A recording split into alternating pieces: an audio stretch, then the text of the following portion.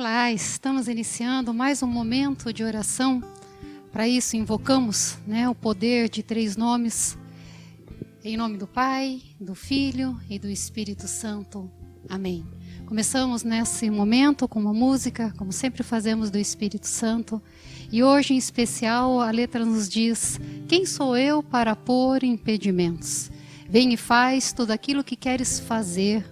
O que será que o Senhor quer fazer neste momento, nesta oração, neste tema que vem falar sobre o poder da esperança e que tudo passa? Não esse passa que faz nos colocar no momento anterior, mas um que passa, que nos transforma, que passa para melhor. Vamos clamar esse Espírito Santo, vamos abrir nosso coração, vamos deixar toda a nossa alma sem nenhum impedimento para o Senhor. Quem sou eu para pôr impedimentos?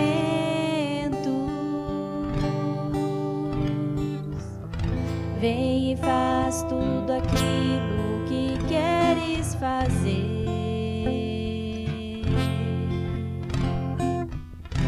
Ultrapassa os limites do meu entendimento.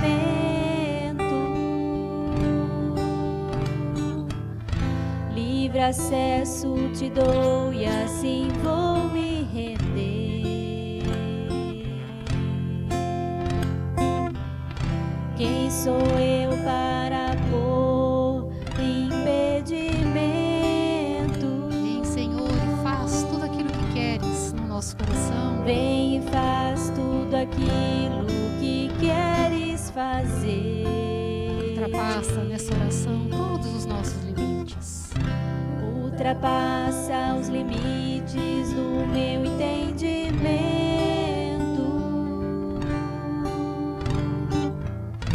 Livre acesso te dou e assim vou me render. Vamos invocar esse Espírito. Santo Espírito de Deus, vem com teu poder agir em mim. Quero experimentar da tua bondade. Faz arder meu coração. Vem fazer uma renovação sobre a minha vida, minha história. Vem com a tua unção. Vamos de cantar, vem fazer uma renovação sobre a minha vida e a minha história. Isso é o tema de hoje, esse é o poder da esperança. Diante de tudo que nós vivemos, gente, principalmente nesse momento de pandemia, de distanciamento, de alguns fechamentos interiores, o poder da esperança nos afirma que através do Espírito Santo há uma renovação do nosso coração, há uma vida nova, há uma possibilidade de existirmos muito melhor do que antes. Quando a gente diz que vai passar, que tudo passará, nós não queremos entrar nesse jargão, vai passar, tudo passa, hashtag tudo passa, como eu disse. Não é isso não. Vai passar para melhor, vai transformar cada um de nós. Vamos cantar novamente esse refrão, faz arder o meu coração. Faz arder meu coração, vem fazer uma renovação sobre a minha vida, minha história. Vem, Senhor, com a tua unção. hoje nós vamos, para trabalhar esse tema de esperança, vamos ler o livro de Jonas, um profeta do Antigo Testamento. Esse livro é muito interessante, que ele está posicionado quase no finalzinho, entre os últimos profetas, E ele traz uma mensagem muito bonita, ele traz uma mensagem de um Deus misericordioso diante dos erros do profeta Jonas. Jonas é um profeta que vai se apresentar neste livro, um livro que não é histórico. Nós não estamos aqui para falar dos anos, da historicidade, dos personagens. É um livro didático. é um livro que vai nos ensinar um caminho dessa universalidade de Deus. Um Deus que é para todos, um Deus que é para nós, um Deus que quer tirar-nos também de um fechamento, através das lições que Jonas nos dá. Todos nós, quando ouvimos falar talvez de Jonas, lembramos de Jonas na baleia, rezando na baleia, engolido por um grande peixe. Mas a história vai muito além disso. Até porque nós sabemos que isso é uma simbologia. Ninguém sobrevive 3 dias e 3 noites numa baleia ou no grande peixe, seja lá como for. Esse não é o enfoque. Mas sim, tudo o que acontece, todo esse itinerário. Para que a gente entenda um pouquinho esse livro, nós vamos perceber que este profeta está diante de uma situação, de uma encruzilhada. Deus pede para que ele anuncie a salvação para um povo de Nínive. E este povo, nesta época, esse livro foi escrito mais ou menos depois do século 5 ou 6 antes de Cristo, já nos preparando esta mentalidade de um Deus misericordioso, e não aquele Deus do Antigo Testamento, onde os nossos erros eram punidos com castigos, mas agora já uma visão mais amadurecida. E aqui Jonas está com um problema. Ele não consegue entender essa misericórdia de Deus para todos. E quando Deus faz para ele o pedido de anunciar e pregar em Nínive, Nínive era uma das cidades dos povos que quando invadia, que quando perseguia, era extremamente sanguinário. Fala-se até de que colocava as pessoas espetadas, penduradas, tiravam a pele, tudo que poderia ter de mais atroz. Então havia um grande medo, principalmente do povo de Israel. E pedir para que Jonas fosse até este povo, do qual no fundo, Jonas queria que viesse cair sobre ele uma grande punição dentro daquela mentalidade do Antigo Testamento. Então foi difícil para Jonas, quando Deus pede para ele ir até Nínive, ele não consegue entender muito bem. Esse livro vem falar de um poder de transformação. E essa é a grande esperança de nós cristãos. Nos momentos difíceis, nos momentos de dúvida, nos momentos até que rejeitamos o movimento da vida, as leituras que Deus faz, tem grandes lições e tem grande transformação. Aqui no comecinho, no capítulo 1, diz assim: a palavra do Senhor foi dirigida a Jonatas nestes termos: levanta-te e vai a Nínive, a grande cidade, e profere contra eles os teus oráculos, porque sua iniquidade chegou até a minha presença. Nesse momento, Deus está pedindo para que Jonas alerte o povo de Nínive para abandonar as práticas de violência, as práticas de corrupção, as práticas do pecado, que abandone, porque senão Deus vai e destruirá. Então é um alerta, é uma chance que Deus quer dar a este povo de conversão. Só que diante desse pedido, que foi verdadeiramente indigesto para Jonas, é como se Deus nos pedisse, sabe, para acertarmos alguém que hoje está muito difícil aceitar. Aliás, nós temos uma tendência muito grande de querermos prevalecer as nossas opiniões, as nossas razões, principalmente quando nós achamos que nós somos os justos, os bons e os certos, e o errado são os outros. Então, quando nós nos vemos nesse dilema cristão de acolher o outro que é pecador, que é errado, que é incoerente, no fundo, tem uma frase de Nietzsche que diz assim: quando temos que mudar nossa opinião acerca de outra pessoa, nos atemos com mais força no aspecto de inconveniência que ela nos causa. Sabe, isso é cruel admitir como cristão, mas às vezes a gente quer que o outro continue errando, continue ruim, para a gente se achar o bom. No fundo, Jonas queria que Nínive não mudasse de comportamento para que Deus não alcançasse ele na misericórdia. Isso é muito cruel como cristãos, imaginar que lá dentro, lá no nosso profundo, na nossa verdade, quando nós olhamos o erro do outro, quando nós continuamos acusando, enaltecendo, propagando o erro do outro, nós queremos que ele permaneça errado, porque assim nós estaremos certos. Esse foi o primeiro grande problema do profeta Jonas. Ele não deu conta de dar uma chance de agir com misericórdia. Por isso que esse livro é um livro da misericórdia. E uma misericórdia tão linda, gente, porque Deus também vai agir com misericórdia com esse Jonatas, que agora, nesse comecinho, parece que não vai aceitar. Ao invés de ir para Nínive, sabe o que ele faz? Ele toma uma outra direção. Diz assim: Jonas pôs-se a caminho, mas na direção de Tarsis, para fugir do Senhor. Desceu a Jope, onde encontrou um navio que partia para Tarsis. Pagou a passagem e embarcou nele para ir com os demais passageiros para Tarsis, longe da face do Senhor. Sabe a simbologia de Tarsis e Nínive? Significa uma cidade oposta. Tarsis está a 180 de Nínive.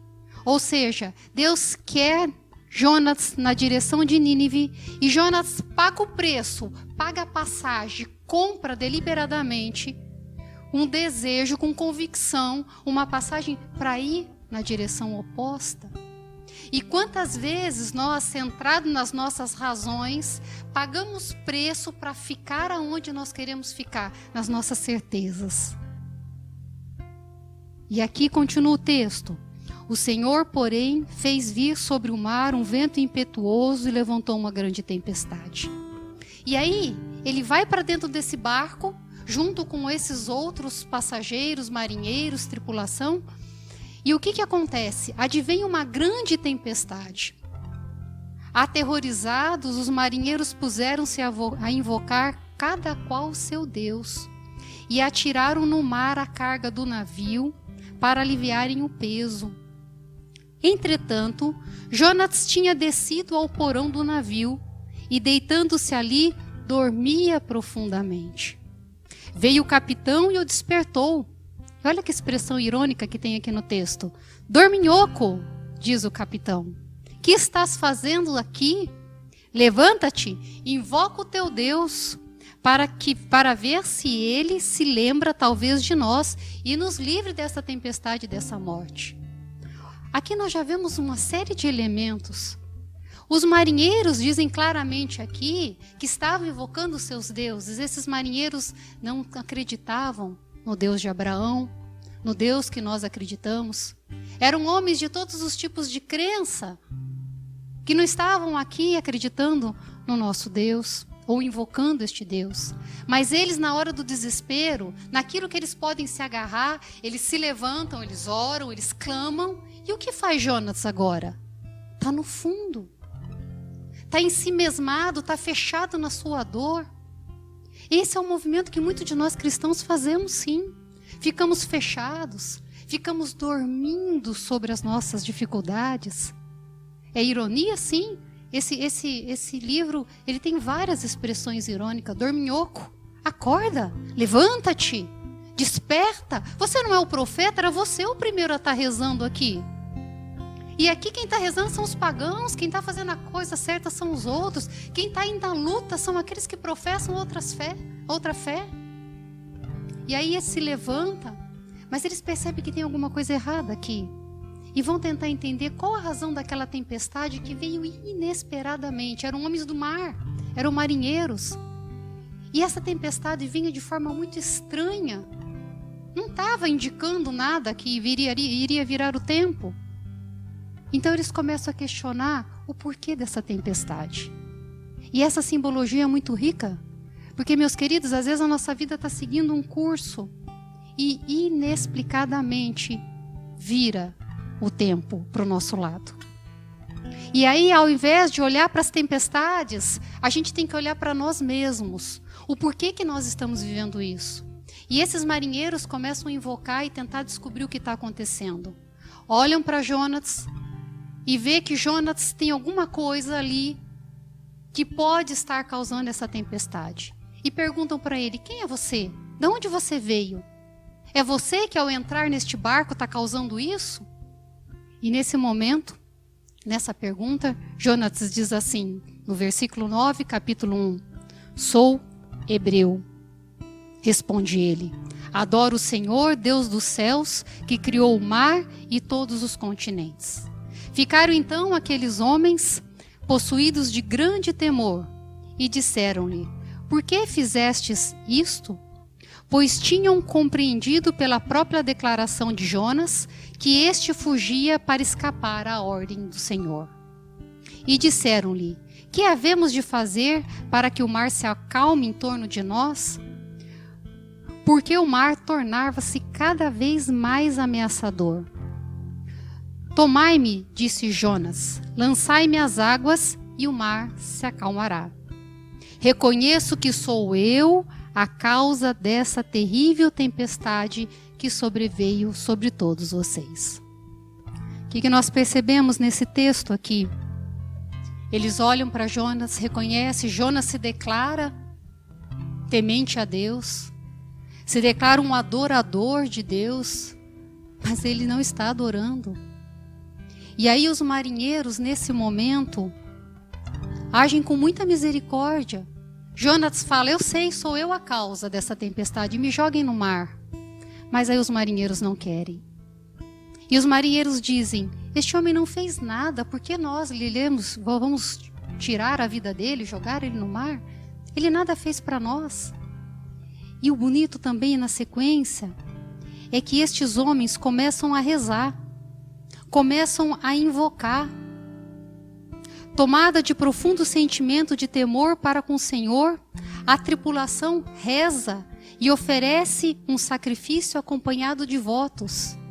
Ou seja, eles passam a adorar o Deus de Jonatas e passam a invocar por ele, mas lançam ele no mar. E aqui chega na parte conhecida desse texto, né? O Senhor fez que ali se encontrasse um grande peixe para engolir Jonas, e este esteve 3 dias e 3 noites no ventre do peixe. Do fundo das entranhas do peixe, Jonas fez esta prece ao Senhor seu Deus. Ele passa 3 dias e 3 noites. Ele é engolido. Por isso que eu disse que esse livro é didático. Ele é engolido. E engolido por quê? Engolido talvez pelas suas próprias escolhas, engolido pela sua visão estreita, engolido por tudo aquilo que estava acontecendo, ele não estava dando conta. Ele reconhece que ele é a causa de tudo aquilo que está acontecendo. E aqui, meus queridos, quando nós falamos em poder da esperança, e que tudo passa graças a esse poder da esperança, é aqui aonde essa esperança precisa acontecer. A esperança de que quando nós somos engolidos pelas situações da vida, quando nós somos engolidos por uma pandemia, quando nós somos engolidos por uma situação que nós não estávamos preparados para viver. E eu não digo só da pandemia. Quantas vezes nós somos engolidos por uma partida, por uma perda, por um desemprego, por um relacionamento que vai cada vez mais se estreitando. Quantas vezes nós somos literalmente abocanhados pela vida e vamos para esse escuro. 3 dias e 3 noites. Está fazendo uma analogia com a morte e a ressurreição de Jesus Cristo. É um pedido de morrer para aquilo que é velho, para nascer para aquilo que é novo. Essa é a graça e essa é a esperança de que nenhuma escuridão e nada que nos engoliu na vida vai nos levar à morte. E aqui mostra que Jonas faz o quê? Reza. Reza 3 dias e reza 3 noites. E admite, aqui tem uma prece, eu não vou ler para vocês, mas vocês podem pegar o capítulo 1, 2, 3 e 4, é curtinho esse livro. 1 folha e meia, você lê rapidinho na tua casa. Aliás, essa é a proposta nossa aqui. Nós temos muitas palestras, nós temos muita coisa no YouTube, nós temos muitas pregações online, mas a proposta da comunidade Cefas, nesses momentos de oração, é que após esta colocação, após este momento, você possa visualizar no próprio YouTube, você vai ter acesso à nossa folha de oração, se retirar para um canto, silenciar e meditar essa palavra. Porque nós escutamos muitas coisas o tempo todo. Palavras de Deus, boas, profundas, pregações excelentes, mas nós não aprofundamos essa palavra. Nós não fazemos ela criar raízes dentro de nós. Nós não deixamos ela provocar uma atitude de mudança. Essa é a proposta da comunidade Cefas. Que você acesse essa folha de oração, que depois você reze individualmente para saber o que está engolindo você neste momento. Qual é a escuridão que você está vivendo? Aqui ele vai e diz que aconteceu o pior por ele. Ele diz que as ondas o envolviam, o peixe o engoliu, a água estava vindo até a garganta, as algas o envolviam pela cabeça. Mas nesse momento, ele invoca o Senhor, suplica e termina assim. Então, o Senhor ordenou ao peixe e este vomitou Jonas na praia. Essa é a graça. Quando nós voltamos para a nossa realidade e percebemos que as tempestades que nós causamos e vivemos na vida, muitas vezes são causadas pelas nossas próprias escolhas. Quando nós olhamos para nós e percebemos que podemos estar nessa escuridão, por nossa culpa ou não, mas que ao dobrarmos os joelhos diante do Senhor, Ele vai nos vomitar. Parece pesado, né? Uma maneira de dizer, mas Ele vai nos colocar para fora. Ele vai nos dar uma nova esperança. Ele vai fazer com que tudo isso passe. Mas melhor, passe um homem transformado. Porque Jonas, nesse momento, no que sai da baleia, não é mais o mesmo que entrou. As nossas dores, as nossas escuridões não vão ser em vão para aquele que se exercita na palavra de Deus. Essa é a grande diferença do cristão. Quando nós somos engolidos, quando nós estivermos ali nessa escuridão, nós rezarmos 3 dias e 3 noites nessa certeza, na totalidade. 3 também é um número simbólico, eu sempre digo aqui. Significa o máximo que nós podemos rezar e reconhecer as nossas fraquezas, e reconhecer as nossas falhas, os nossos limites. O quantas vezes nós não estamos sendo esse cristão universal. Ele sabia que ele tinha um problema aqui, de não conseguir aceitar a misericórdia diante de quem ele queria, no fundo, que estivesse bem longe dele, e que Deus viesse com a sua punição. No fundo, Jonas sabia o que ele precisava mudar nele. E ele vai e se deixa tocar e se deixa mudar. Nesse momento, ele anuncia. Depois Deus vai fazer um segundo pedido. Ele vai e começa a reconhecer que dessa individualidade, desse exclusivismo, desse evangelho que ele achava que era só para ele, é um evangelho mais universal. Aqui uma palavra de Deus mais universal para todos. E é isso que nós queremos nesse momento de oração. Olhar para dentro de nós, olhar para as nossas escuridões, rezar e saber que dela nós sairemos transformados, porque este é o poder da esperança. Mas nós não podemos fazer igual ele fez. Não podemos ir para Tarse, que é o lugar oposto que ele deveria estar. Não podemos fugir. As nossas fugas revelam muito do que nós somos. Aqui nesse momento, Jonas era tido como um grande profeta. Mas ele, quando se refugia, quando ele dorme, quando ele pega outro barco, quando ele paga para ir para outro lado, ele está mostrando o quanto ele está regredindo. É uma regressão, é uma fuga, é uma imaturidade, é não encarar a dor de frente. E esse é o convite do Evangelho maduro, da palavra de Deus que nos converte. Encarar as dores de frente, encarar as escuridões de frente. Viver o luto que nós temos que viver, independente da realidade. Quais foram os motivos que nos levaram a esse luto? Não sei se foi uma perda, se foi uma morte, se foi um desligamento, se foi um rompimento numa relação. Nós vivemos muito lutos ao longo da vida. E nós sabemos que os lutos precisam ser encarados. Nós não podemos fugir dele. Tem a fase assim que a gente nega. Fala-se das fases do luto, que a gente diz assim, eu não acredito que isso está acontecendo comigo, não pode ser verdade. A gente fala espontaneamente, não pode ser verdade. Depois dessa negação, dessa descrença diante daquilo que nos invadiu, a gente tem a tendência de sentir raiva, ira. A gente busca um culpado no meio disso tudo. Depois vem uma maneira de quase que querer trazer de volta, um regresso. A gente quer recompor aquilo que a gente perdeu, a gente quer resgatar, quer trazer alguma coisa que faça a memória aquilo que ficou sem. Quer voltar. E aí não dá. E aí numa quarta fase a gente se pega chorando a dor, dolorido, às vezes até entrando um pouco numa situação de depressão. Mas o luto, depois de passado por todas essas fases, aonde a gente nega, aonde a gente se debate, aonde a gente chora, aonde a gente quer trazer de volta, aí que começa a viver a fase plena de aceitação, de reelaboração, de ressignificação. O poder da esperança, que nos afirma que tudo vai passar e vai passar para melhor, exige de nós a coragem de sermos cristãos, de encarar a situação que nós estamos vivendo, de fazer o luto que nós temos que fazer, de admitirmos que essa misericórdia vai ser para nós também. Deus sabe das nossas fraquezas, mas também quer nos alcançar, né? Uma coisa muito bonita desse texto, que nos ensina a nós sermos muito lúcidos com as nossas realidades e percebemos que muitas dessas tempestades, como no texto de Jonas, nós que causamos. Eu quero terminar aqui com uma situação de um atendimento que eu fiz e que me marcou muito há uns tempos atrás. Uma mãe chega até mim, bastante sofrida, em sofrimento grande mesmo, porque a filha dela tinha tentado suicídio. E esta mulher chega para mim com uma frase dizendo que a filha dela era perfeita.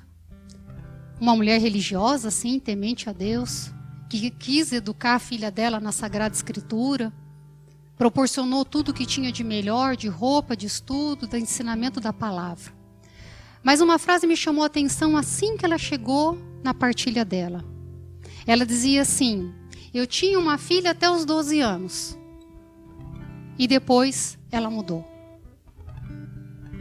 E naquele momento ela disse que, dentro de uma concepção de Deus, de que o demônio tinha entrado na menina dela.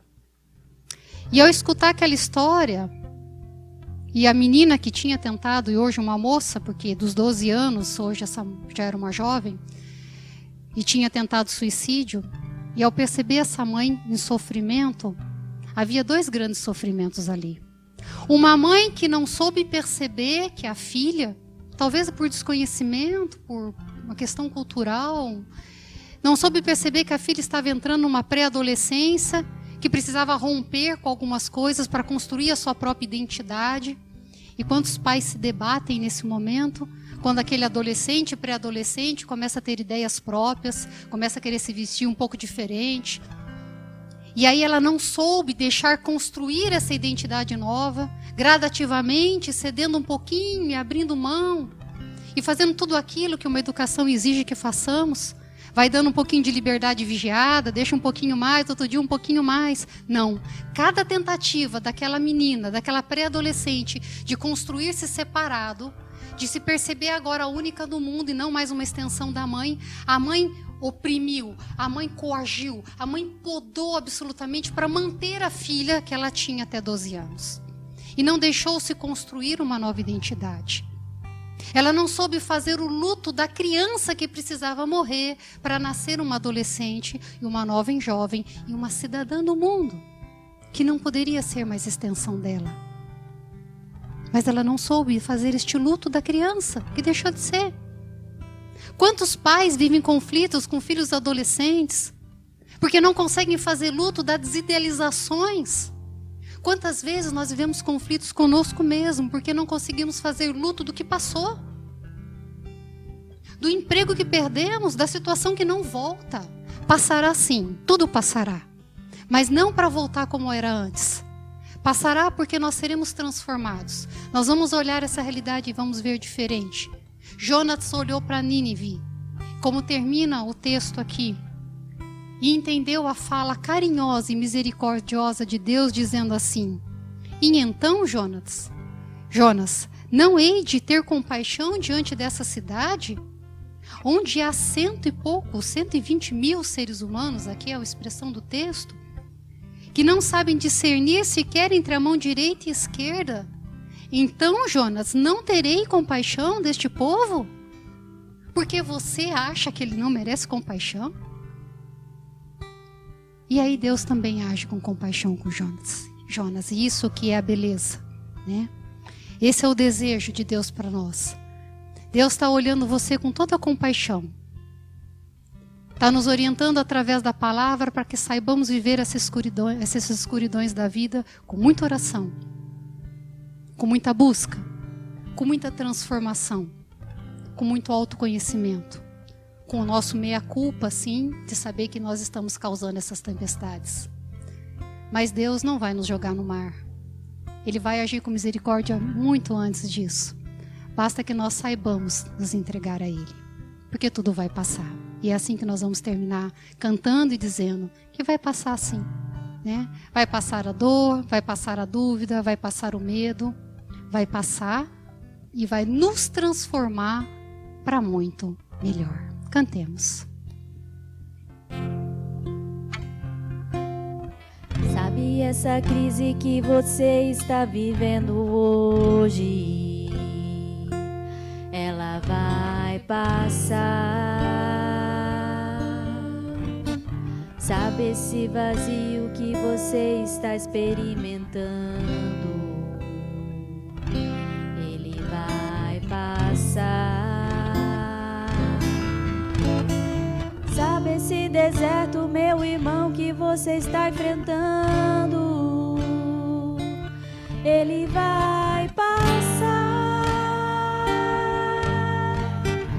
Essa depressão e a síndrome do pânico também vão passar. Tudo vai passar. Só Deus é para sempre. Acredite nele, pois em sua vida ele está presente. Tudo vai passar. Só Deus é para sempre. Mas quem se entrega a ele, ele viverá eternamente. Sabe essa doença do teu corpo que não quer sarar? Ela vai passar. Sabe essa enfermidade bem na tua alma? Ela vai passar. Sabe essa ferida que fizeram no teu coração? Ela vai passar. Sabe essa cicatriz que só te faz lembrar? Também vai passar. Tudo vai passar. Só Deus é para sempre.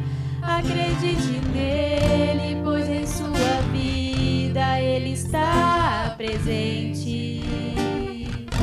Tudo vai passar. Só Deus é para sempre. Mas quem se entrega a ele, nele viverá eternamente. Todo luto, toda dor, toda tristeza. Sabe esse luto que você está vivendo agora?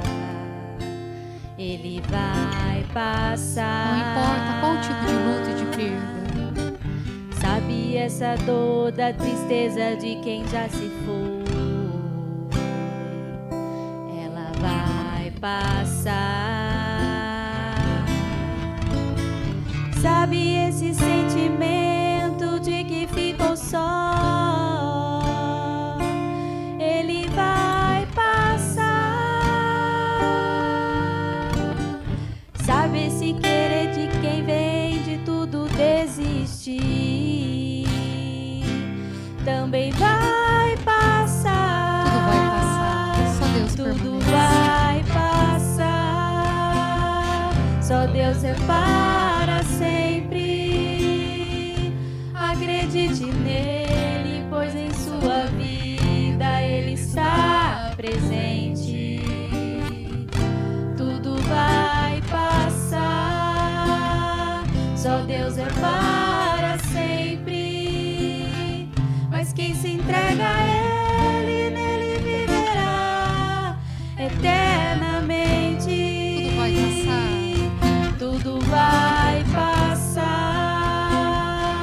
Só Deus é para sempre.